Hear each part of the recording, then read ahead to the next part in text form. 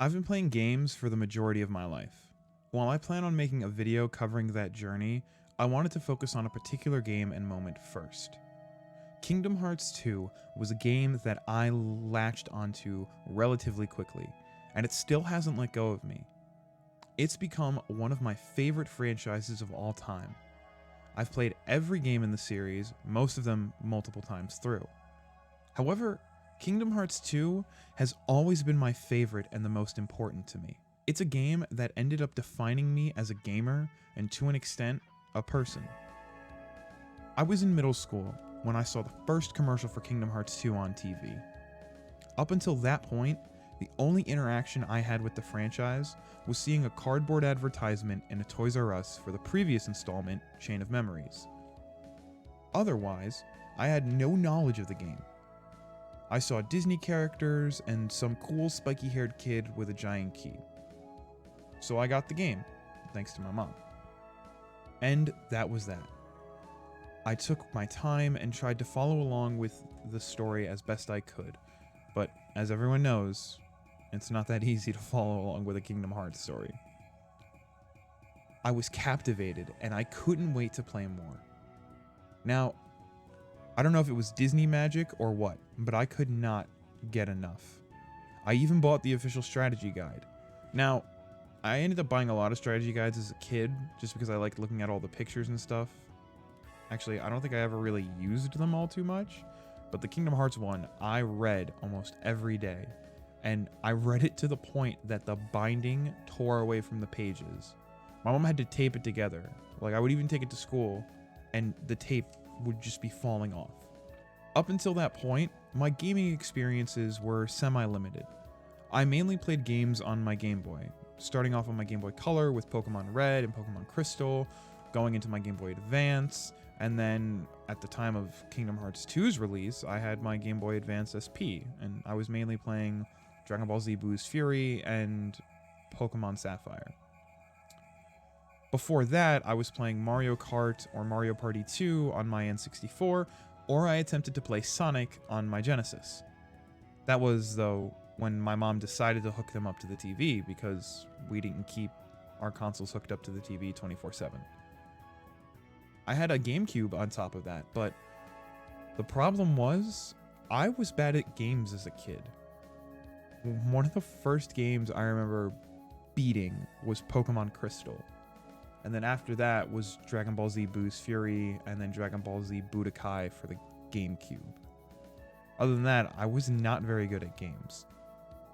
Kingdom Hearts was one of the first real cinematic experiences I had in gaming. At the time, it seemed incredibly massive to me, and I was glued to the screen during every cutscene. I had never experienced something like it before. The grandiose nature of the game in both its storytelling and its gameplay was like someone drawing the curtains for the first time in a dark room.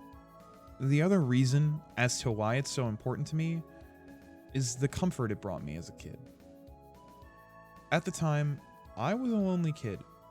In school, I was the kid everyone picked on, and I was always classified as the annoying kid. On top of not having any friends, my dad had just walked out on my mom, my sister, and me. But when I came home and turned the game on, I lost all sense of loneliness and abandonment. I felt like I was part of the adventure. Sora's friends felt like my friends, and Sora felt like my friend, and I was just happy. I felt like I was in another world and I never wanted to leave. So every day when I got home from school, I would rush to get changed, and if I had to do my homework first, I would do my homework first, and then I would sit down and I would play Kingdom Hearts 2 until it was time to go to bed. Besides all that, Kingdom Hearts 2 taught me about kindness. I saw Sora helping everyone he met, even if it was for the first time, and he always put other people's happiness before his own. Later in life, I would develop that mantra, and I still follow it to this day. The game also taught me about seeing the hope in the sad times, and about finding the light in the darkness. And in today's world, especially with everything going on right now, I think that's something that a lot of people have either lost or they don't have.